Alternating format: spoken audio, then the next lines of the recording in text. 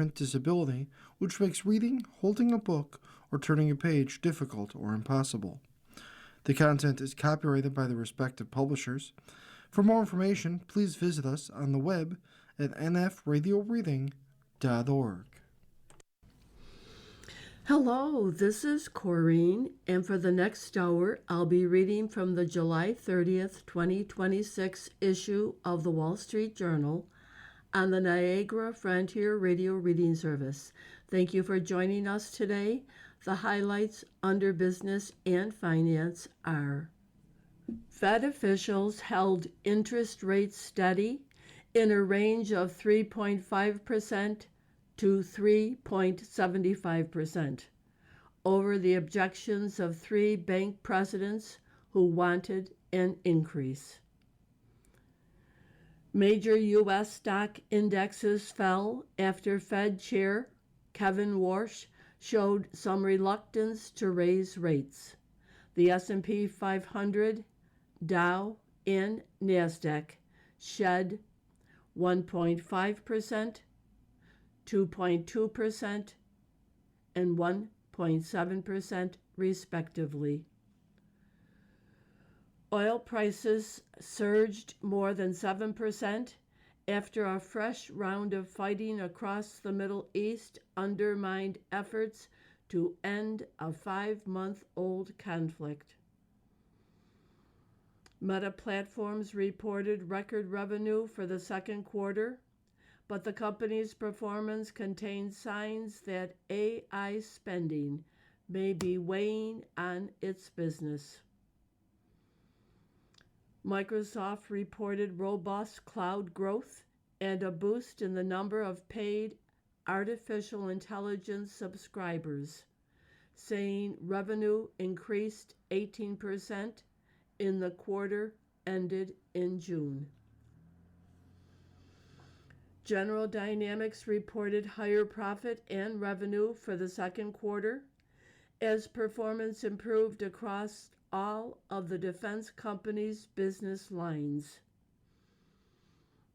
Qualcomm's third quarter profit fell, hurt by lower sales and higher memory cost, and the company gave a soft outlook for the current quarter.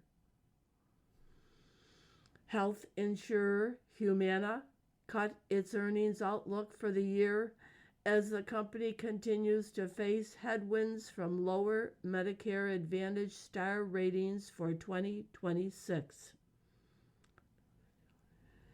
Boston Scientific cut its full-year outlook after revenue from its Watchman heart implant slowed, and its electrophysiology business ran into fiercer competition.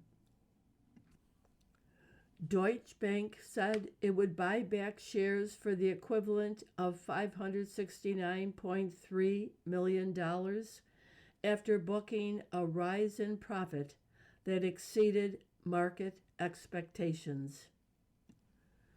Now for the key articles under the worldwide section. The U.S. began launching strikes on Iran in retaliation for Tehran's missile attacks against American U.S. forces in Jordan, as hopes were dashed for a quick diplomatic breakthrough. The Pentagon earmarked more than $120 billion for contractors to step up production of Patriot missiles and long-delayed submarines to support future combat operations. A Senate committee vote on confirming Trump's nomination of Todd Blanche as Attorney General was postponed as the administration struggled to win over holdout Republicans. Anthony Fauci repeatedly invoked the Fifth Amendment as the longtime government scientist declined to answer questions in a heated Senate hearing on the pandemic. Russia charged Telegram founder Pavel Durov with abetting terrorism for allegedly disregarding how Ukraine uses the platform to plan attacks in Russia. A federal judge sided with New Jersey, ruling that the state doesn't have to turn over its unredacted voter rolls to the Trump administration. 2 New Jersey men and a Washington state man accused of plotting to support Islamic State pleaded guilty to terrorism-related offenses. Searchers in Kosovo inspected what could be a mass grave of people missing since the 1998 to 99 separatist war with Serbia. Trump and the Justice Department asked the Supreme Court to toss an $83 million defamation verdict won by writer E. Jean Carroll after she accused him of sexual assault. A Wisconsin appeals court restored a 2011 anti-union law that abolished collective bargaining rights, and unions are expected to appeal the decision to the state's Supreme Court. Ireland's economy returned to growth in the 3 months through June, boosting hopes for a pickup across the Eurozone as a whole, where activity stagnated in the first quarter. Died Glenn Hansard, 56, Irish singer-songwriter. The picture on today's front page shows Dr. Anthony Fauci seated at what appears to be a Senate hearing. And that caption reads, "Takes the Fifth." Dr. Anthony Fauci, who led the U.S. response to the COVID-19 pandemic, repeatedly invoked his Fifth Amendment rights before a Senate committee hearing, which he said he believed was part of a slander campaign against him. And that headline, Fauci refuses to answer senators' COVID queries. The article, Fauci invokes Fifth Amendment at hearing. GOP senators press doctor on COVID in heated appearance after journal's release. By Liz Esley White and C. Ryan Barber, Washington. Dr. Anthony Fauci, the longtime government scientist who became the face of the U.S. response to the COVID-19 pandemic, repeatedly invoked the Fifth Amendment on Wednesday amid a barrage of heated questions and sharp accusations on Capitol Hill. Fauci faced the Senate committee hearing after the recent release of his journals shed new light on his handling of the crisis. Senate Homeland Security Committee Chairman, Senator Rand Paul, Republican from Kentucky, whose office released the journals, issued a subpoena in June to require Fauci's testimony after the infectious disease doctor declined to appear willingly. On the advice of counsel, I respectfully decline to answer, Fauci said, citing his Fifth Amendment rights, a response he gave more than 100 times during the 3-hour hearing. Paul said the documents he released showed Fauci wasn't forthright with the American public about school closings, the origins of the COVID virus, and more. You did not tell the American people the full story, he said. Paul also warned of repercussions for the doctor's refusal to answer questions. It's against the law to obstruct an investigation of Congress, Paul said. Ahead of the hearing, Paul had warned that a preemptive pardon issued by former President Joe Biden wouldn't protect Fauci if he were to lie to Congress.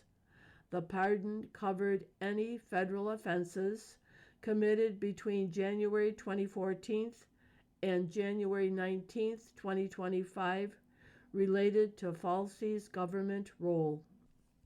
Like any presidential clemency action, it didn't foreclose future congressional investigation or state-level charges. Falsey, 85, told senators on Wednesday that he had testified or briefed congressional committees more than 200 times, but would decline to answer their questions because he believed the hearing was part of a campaign of slander against him. Falsey accused Paul of having an unhinged obsession with him. Quote, the sole reason he is calling me before this committee is to get me to say something, anything, that could vindicate his repeated public pledges that I end up behind bars. Paul has called for Falsey to be imprisoned and wrote a book titled Deception, The Great COVID Cover-Up, with Falsey's face featured on the cover. The accusations that Chairman Paul continues to propagate are false and disgraceful, and we will examine all options to hold him accountable, Falsey's lawyer, David Schertler, said in a statement. The hearing was briefly disrupted when Paul refused to allow Falsey's lawyer to speak and ordered security to remove him from the room. The hearing revealed the stark polarization over Falsey's legacy and the controversy that still surrounds his actions years after his retirement from the federal government in 2022. Senator Rick Scott, Republican from Florida, called him a villain, while Senator Maggie Hansen, Democrat from New Hampshire, said the doctor had a distinguished career trying to put America's public health first. Fed stands pat with 3 dissents. Dissenters back a rate increase amid elevated inflation. Stocks fall sharply. Chairman Kevin Warsh said the Fed didn't have a magic wand that would be able to bring inflation down quickly. By Nick Timiraeus, Washington. Federal Reserve officials held interest rates steady Wednesday over the objections of 3 bank presidents who wanted an increase, underscoring how pressure is building inside the central bank to act on inflation that has run above its target for 5 years. The Fed held its benchmark rate steady in a range of 3.5% to 3.75% in a 9-3 vote. The rate-setting panel issued the same policy statement as it did in June, when it also held rates steady. The decision left Chairman Kevin Warsh's vow to end the run of above-target inflation to rest for a second straight meeting on words rather than action. The 3 Fed presidents who voted for a quarter-point rate hike, Beth Hammack of Cleveland, Neil Kashkari of Minneapolis, and Lori Logan of Dallas, had opposed in April the decision to issue a statement that suggested a rate cut was more likely than an increase. It was the first time since 2016 that 3 officials dissented in the same direction over a policy change. You are listening to a reading of articles and features from the Wall Street Journal on the Niagara Frontier Radio Reading Service. U.S. strikes back at Iranians for attack on Jordan. By Lara Sigelman, Philip Wegman, and Vera Bergengruen. American forces began launching strikes against Iran on Wednesday night in what the U.S. military called a powerful response to Iran's missile attacks on U.S. forces in Jordan. The strikes came hours after President Trump vowed to retaliate for the surprise ballistic missile strike, dashing hopes for an imminent diplomatic breakthrough. Though the assault was larger in scope than previous U.S. attacks, it did not amount to a return to major combat operations, according to a U.S. official.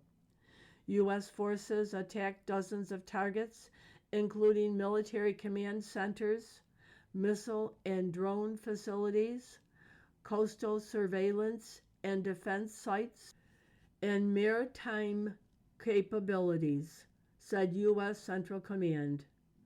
The strikes aim to further diminish threats posed by Iran and its proxies to American forces, commercial shipping, and the neighboring Gulf countries, the command said. We are going to be hitting them very hard, Trump said in the Oval Office on Wednesday, because it's our turn. Iran's unprompted attack on U.S. troops shattered a brief ceasefire after both sides paused strikes on Friday in order to give negotiations a chance to hammer out an arrangement for ships to pass through the Strait of Hormuz. The Trump team had hoped those talks, which collapsed on Tuesday, would cool tempers and juice negotiations for a broader agreement. Iran carried out its attacks on Jordan hours after the end of the discussions. While Tuesday's missile attack was successfully intercepted, the barrage intensified pressure on the president to respond and threatened to once again restart hostilities as the war with Iran enters its sixth month. Israeli Prime Minister Benjamin Netanyahu met with Defense Secretary Pete Hegseth in Washington on Wednesday as the Trump administration weighed its next move. In a White House meeting on Tuesday, Trump and Netanyahu did what a senior Israeli official called a clinical review of three strategies toward Iran: a diplomatic agreement, intensifying economic pressure and ramping up the blockade, or renewing military action. U.S. and Israeli officials weighed cost and timelines for each. Netanyahu didn't express a preference for any of the options and told Trump it was his decision, the Israeli official said. He told Trump that diplomacy could be pursued alongside greater economic pressure, such as restricting Iran's overland trade routes while negotiations continue. Hours after the Iranian strikes on Jordan, the U.S. military said that American and Saudi aircraft launched strikes against Iran-backed groups in Iraq. A senior Jordanian government official said 5 missiles were intercepted in Jordan's eastern desert and caused no injuries or material damage. The official declined to comment on the specific targets of the missiles. U.S. troops are posted to a Jordanian base near the Syrian border and at a separate air base in the desert, where an Iranian missile strike killed 3 U.S. service members this month. The Jordanian officials said the Iranian attack showed the region is undergoing dramatic change. The attack illustrates a fundamental shift in which Iran's Islamic Revolutionary Guard Corps has grown more assertive and more comfortable with a state of war that could continue for months, rather than enter into a peace in which it would have to face public dissatisfaction with Iran's struggling economy and a lethal clampdown on protesters this year, analysts say. The U.S. and Israeli bombing campaign against Iran that began 5 months ago ended decades in which Iran and the IRGC preferred to keep its actions against the U.S. and Israel in the shadows, working through the regional militia groups and avoiding direct conflict. With the regime's survival on the line, Iran has launched waves of missiles and drones against U.S. forces and several neighboring countries. Meta's AI spending missed forecast hit shares. Meta is trying to prove to investors it can make money in the near term. By Megan Brabowski. Meta Platforms investors tuned into the company's second quarter earnings call, hoping to hear reassuringly specific answers about how much more the company expects to spend on artificial intelligence and how it plans to monetize that investment. Failing to hear them, they punished the social media company's stock, sending it down more than 10% in after-hours trading. Meta announced record revenue for the second quarter, but an update on the company's AI spending plans and the shrinking of free cash flow to less than $1 billion heightened scrutiny on the cost of its infrastructure build-out. On a call with investors and analysts, Meta Chief Executive Mark Zuckerberg said the company has quite a number of offers from companies to buy its excess computing power at a premium, but that its immediate focus is on using that capacity on its own endeavors. Meta's performance for the quarter contained signs of AI spending creating drag on its business. Free cash flow, which exceeded $12 billion in the first quarter, dwindled to less than $784 million, although it did not descend into negative territory as analysts had forecast. Net income fell by 14% from a year earlier. Morgan Stanley pushed bankers to approve client mortgages. At Morgan Stanley, tension exists between financial advisors and mortgage employees. By Anna Maria Andriotis. Inside Morgan Stanley's private bank for the ultra-wealthy, over the past year, an employee in the mortgage lending department tried to question how a client kept applying for new home loans, claiming he would be living in the residences. The client had received several owner-occupied loans in just a few years, and the banker was objecting to a new one. People familiar with the matter said. Those mortgages often come with lower interest rates and require smaller down payments for the borrower than second homes or investment properties would, and seeking the wrong type of loan can be considered fraud.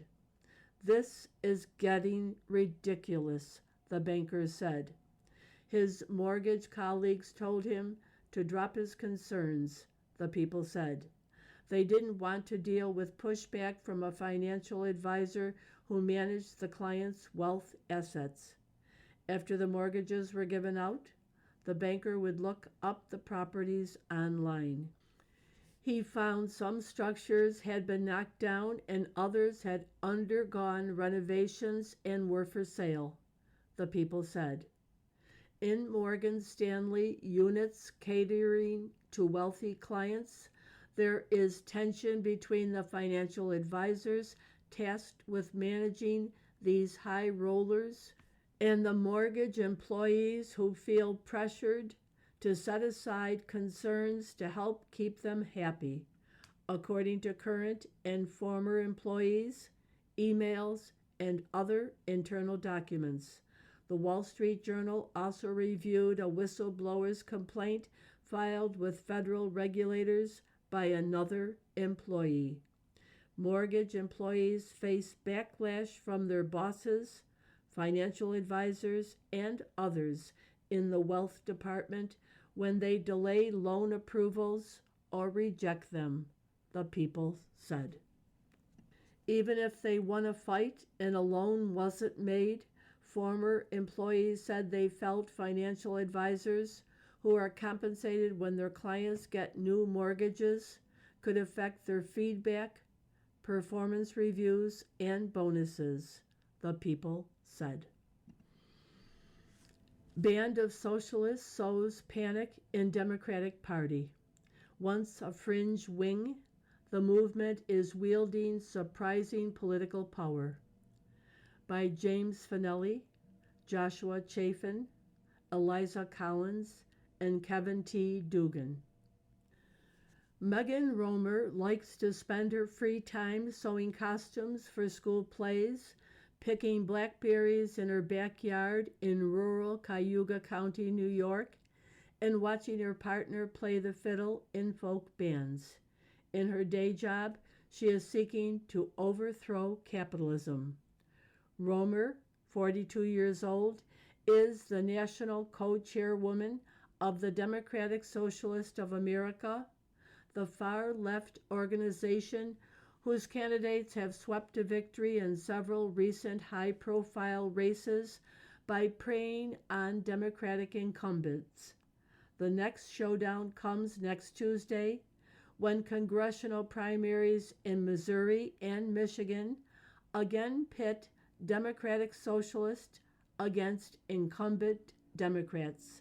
This is what we've been building toward, Romer said.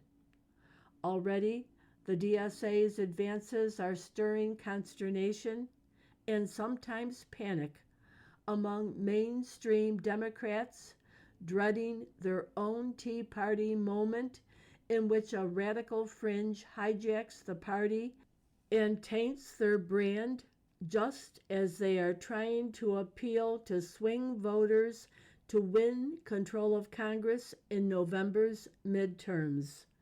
This month, the DSA called for defunding the Defense Department, abolishing police, and getting rid of the Senate, and replacing the President and Supreme Court with representatives chosen by and subordinate to Congress.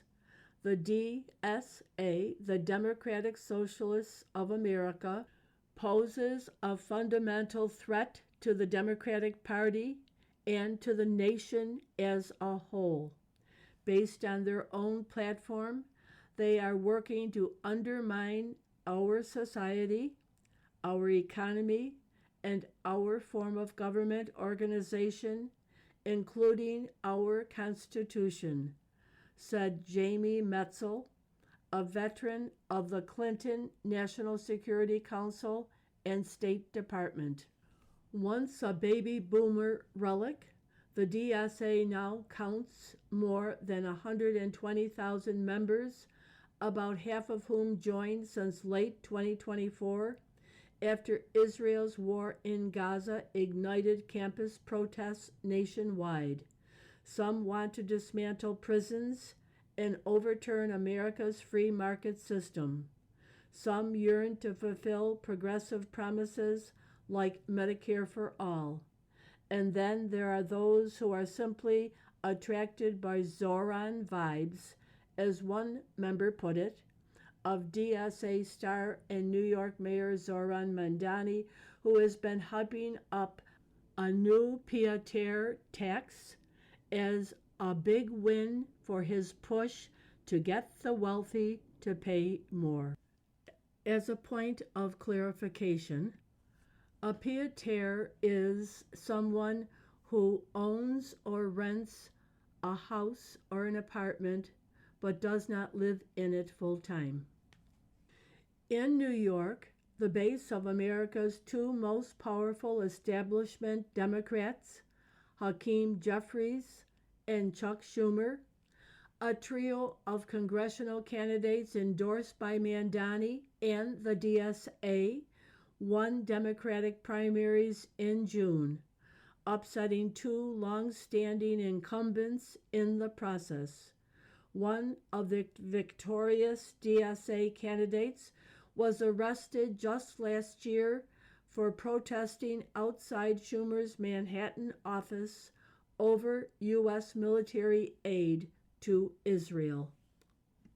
The DSA insurgents also claimed recent victories in Pennsylvania and Colorado, with all eyes now on races in Detroit and St. Louis on Tuesday.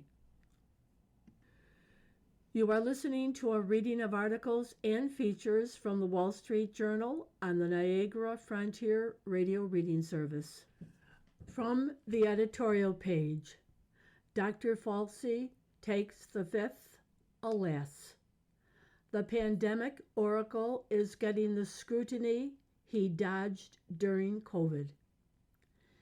Anthony Fauci's decision to invoke his Fifth Amendment right not to incriminate himself before the Senate on Wednesday is a shame. The public could have benefited from his exchanges with senators, even if they would have been contentious. Senator Rand Paul has been investigating the government's response to COVID, and Dr. Fauci was at the center of the decisions to close schools and lock down the economy for months. President Biden granted Dr. Fauci a preemptive pardon, but Mr. Paul said that wouldn't protect him if he lies to Congress. Dr. Fauci blamed the senator for an unhinged obsession with him and decided on silence as a strategy. Mr. Paul is too set on criminalizing policy differences in our view, and Dr. Fauci doesn't belong in jail on any evidence we've seen. But Senator Paul deserves credit for digging into the truth about the government's destructive COVID response, especially the effort by Dr. Fauci and others to stifle dissenting views and hide the record. It is a crime to destroy federal records, Mr. Paul told Dr. Fauci on Wednesday. Yet our investigation reveals your assistant diligently reported that she deleted tons of emails. In 2024, you testified that you did not delete federal records. Who's telling the truth, you or your assistant? The committee has obtained repeated instructions from you telling federal officials to delete communications, Mr. Paul added.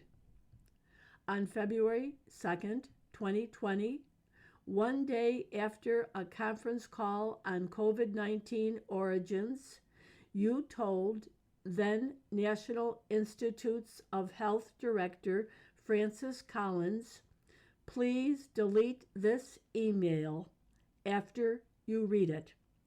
It would be good to hear Dr. Fauci respond. We know from previous disclosures that Drs. Fauci and Collins tried to demean the authors of the 2020 Great Barrington Declaration that favored focused protection on the old and sick rather than wholesale lockdowns. The dual favored media censorship of those and other dissenting views. Dr. Fauci might not be facing this tough scrutiny now if he and the press hadn't worked so hard to stifle COVID debate at the time.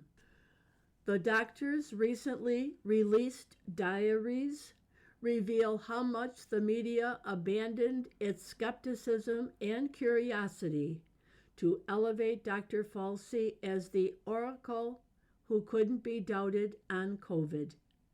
On July 28, 2020, George Stephanopoulos interviewed Dr. Falsey on ABC's Good Morning America, and the host offered an easy opening for Dr. Falsey to rebuff criticism by President Trump. After the appearance, Dr. Falsey's diary records a text message from Mr. Stephanopoulos saying, "Thank you, Tony. So impressive." The diary records a June 10th, 2021, recently nice conversation with Chuck Todd, then host of NBC's Meet the Press, about how to respond to criticism from conservative media figures. Chuck is really an excellent journalist, Dr. Falsey wrote, and although he must maintain his objectivity and reporting, it is very clear that he is really being a friend in understanding the difficult position that I am in. Speaking of a friend, there's CNN's Jake Tapper. In Dr. Falsey's telling, Mr. Tapper was an enthusiastic participant in his image building. On April 12, 2020, Dr. Falsey created a stir when he told Mr. Tapper in an interview that more lives would have been saved if the country had locked down sooner. This brought criticism from Mr. Trump and others, and Dr. Falsey was worried. On April 13th, his diary records a phone call with Jake Tapper. Jake wanted to make sure the interview did not cause me any problems.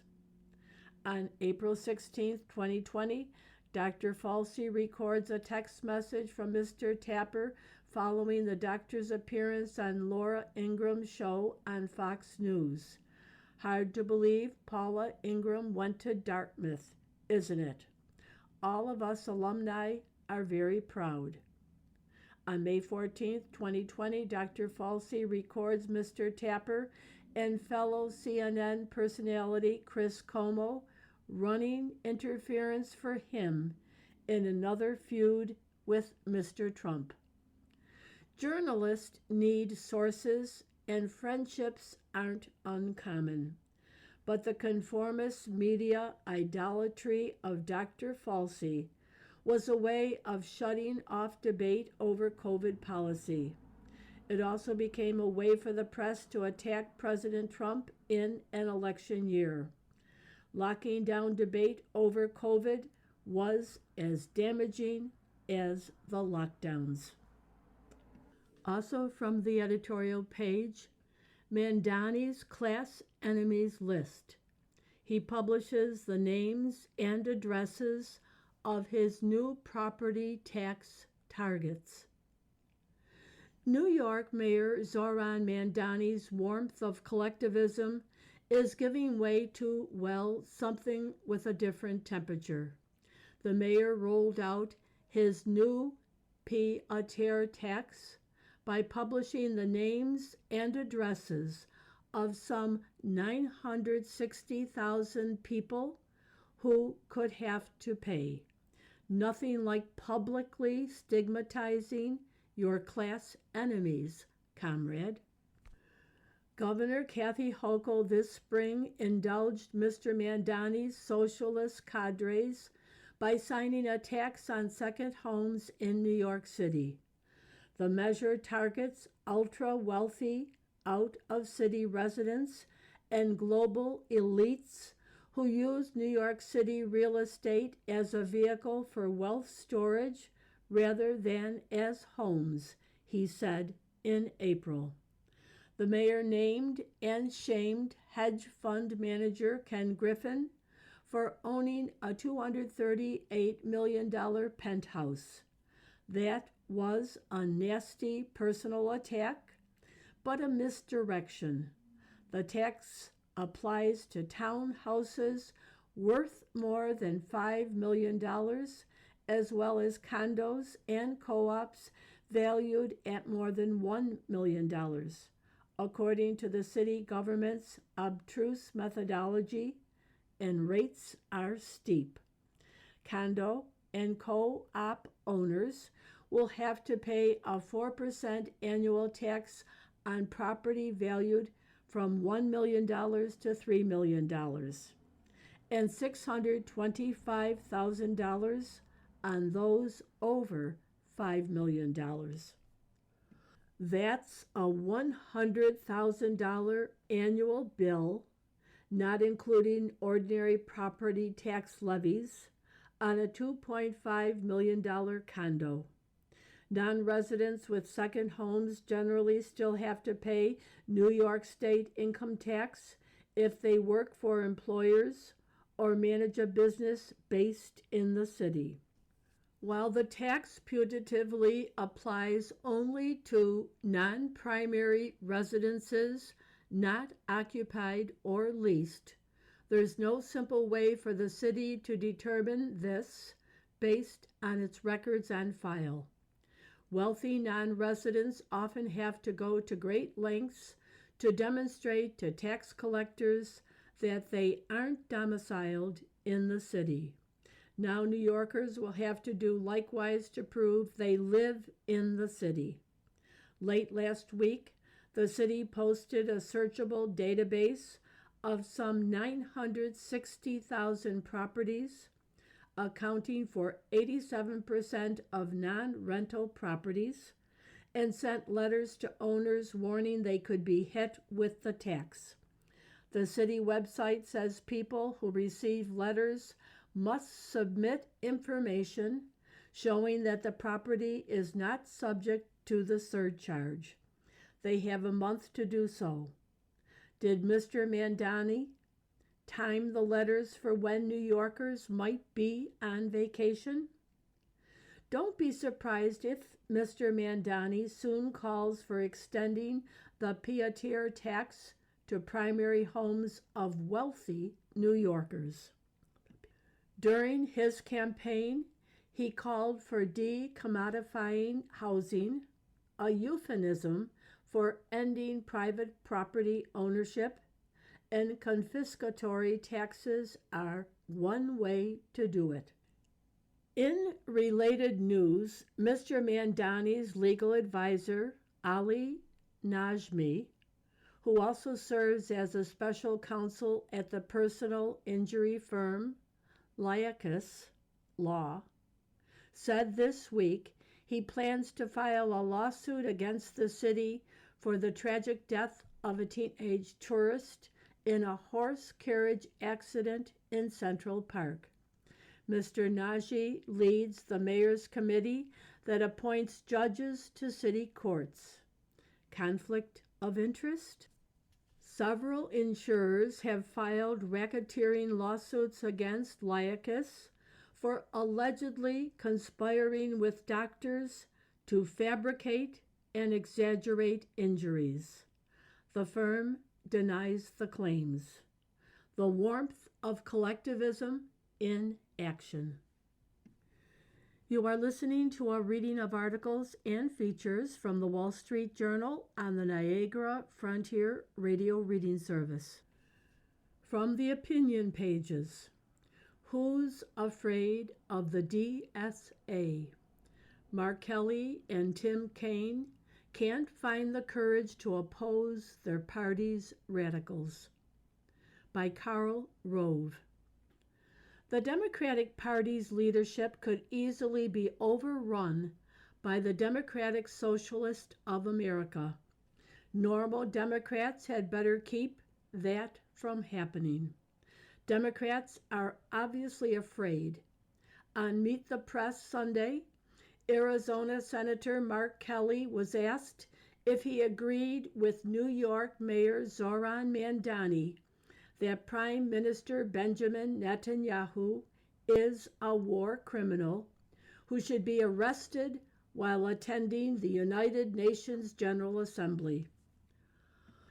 Mr. Kelly sidestepped the issue. He said he was not happy with Mr. Netanyahu's decisions and hoped he loses Israel's October elections. That was timid, but at least he didn't endorse Mr. Mandani's arrest threat.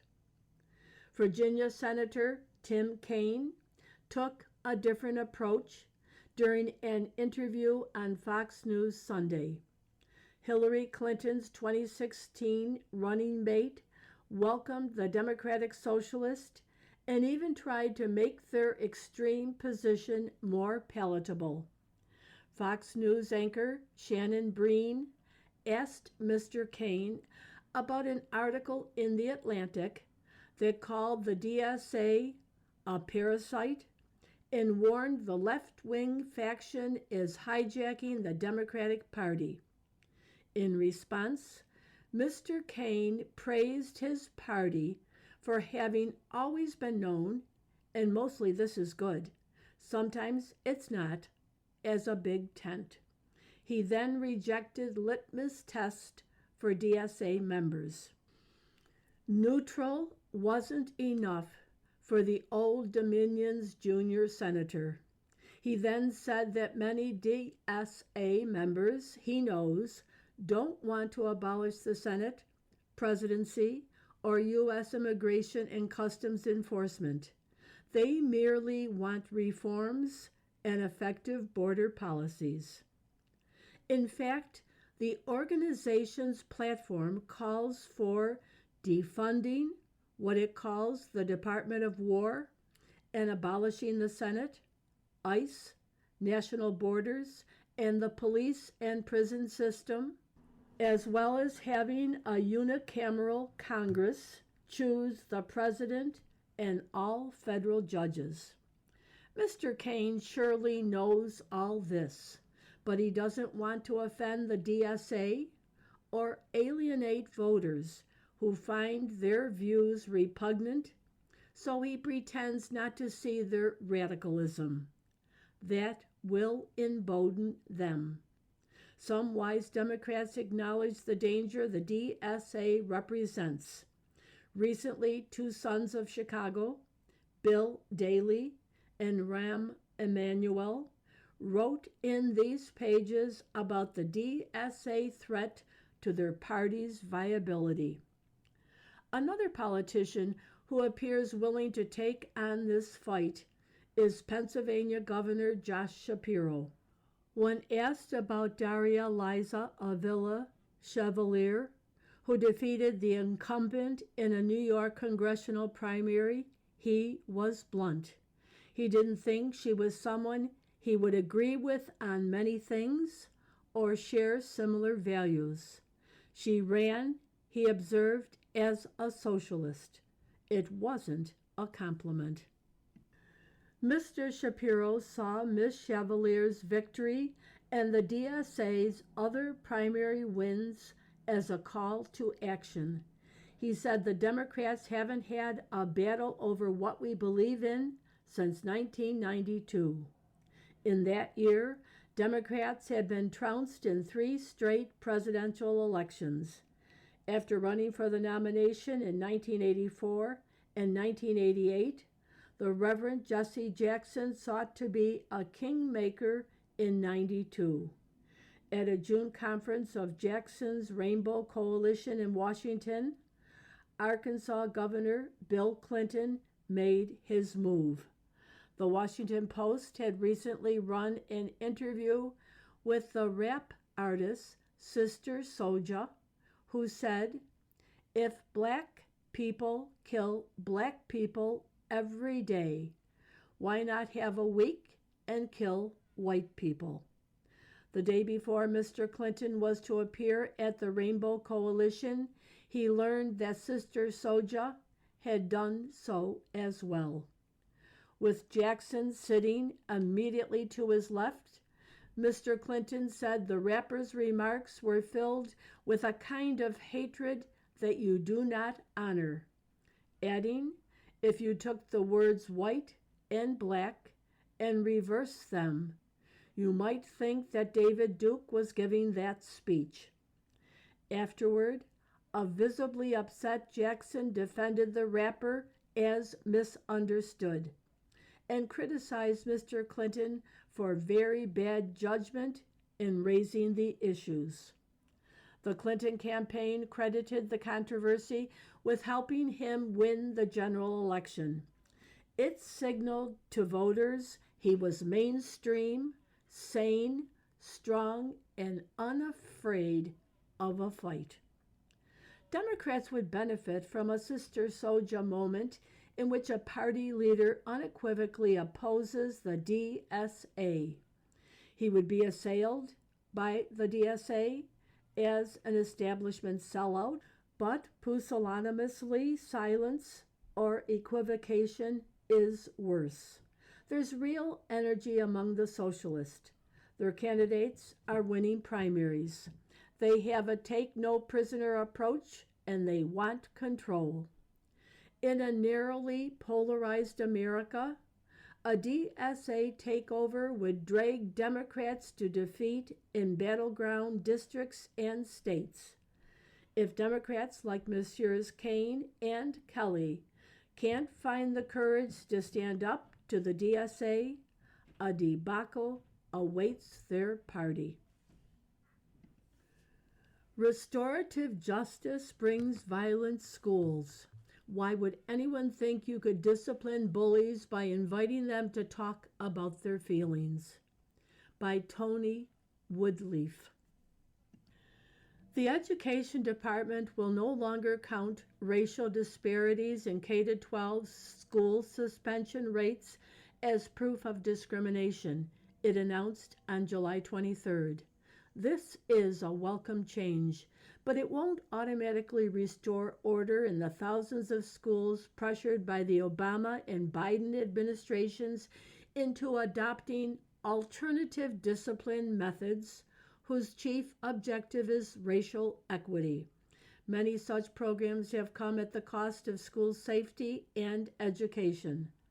These methods go by many names, like restorative practices, social emotional learning, and most telling, restorative justice. In lieu of suspensions, administrators invite offenders to reflect in a soothing place on the feelings and trauma that led them, say, to hit another student or disobey a teacher. Students may also be invited into a restorative circle with school staff and other students where they can share their feelings, and others in the circle can talk with them about how peace in the community might be restored. Reality often falls short of this vision. Concerns about restorative justice emerged soon after the Obama administration began pushing it. Public schools in Philadelphia that implemented it experienced skyrocketing truancy, serious misbehavior, and declining achievement. Manhattan Institute researchers observed in 2017. Other cities experienced similar results. If any school district needed help diverting struggling children from a path that begins with school suspensions and ends in prison, it was the Little Rock School District in Arkansas. Its schools serve a student community that is 57% Black, in a community whose 2024 Black out-of-wedlock birth rate was 80%, where nearly 3/4 of students come from low-income households, and roughly the same percentage fall below grade level in reading and math, according to 2024-25 data. During the 2021-22 school year, before its wide-scale adoption of restorative justice, this district of roughly 20,000 students had almost 2,500 instances of violence, bullying, and weapons infractions. Who could blame LRSD for forming a partnership with the Tanjanji Community Development Corporation, which claims its alternative discipline methods promote cohesion among students and administrators while fostering a growth mindset and positive relationships. LRSD engaged Tenjanji in 2022, paying it almost $1.5 million between 2023 and 2025 alone to provide digital, social, emotional learning tutorials, on-site peer mediation, and restorative circles, among other services. What followed was a catastrophe.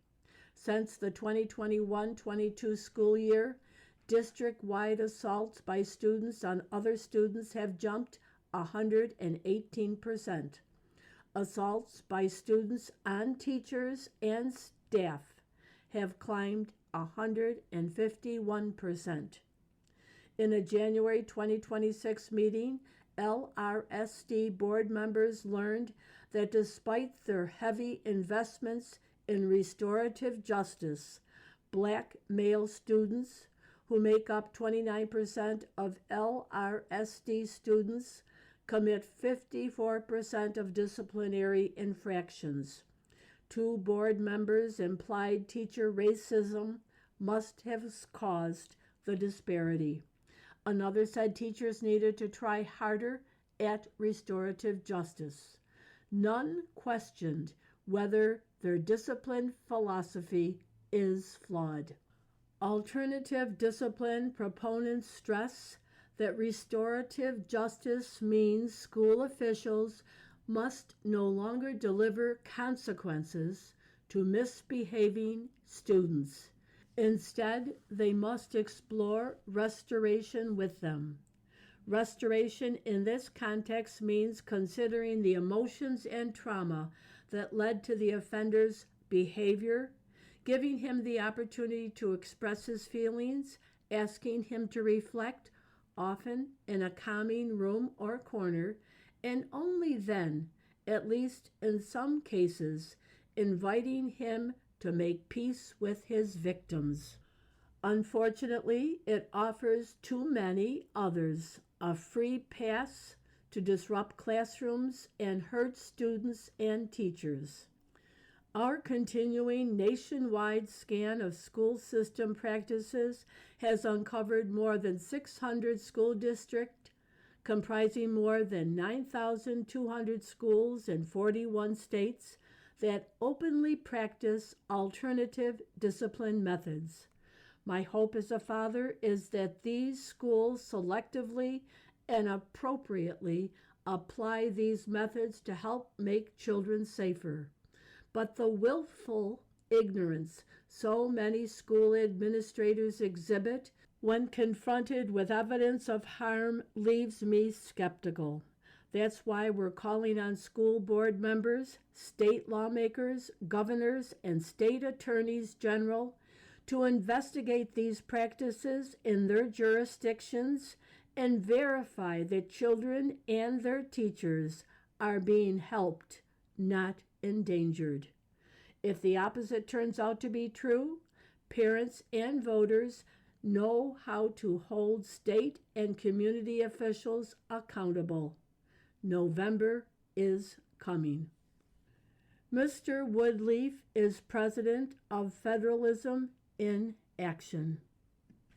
You've been listening to the reading of articles and features from the July 30th issue of the Wall Street Journal. We read from the Wall Street Journal every Monday through Thursday at 11 p.m.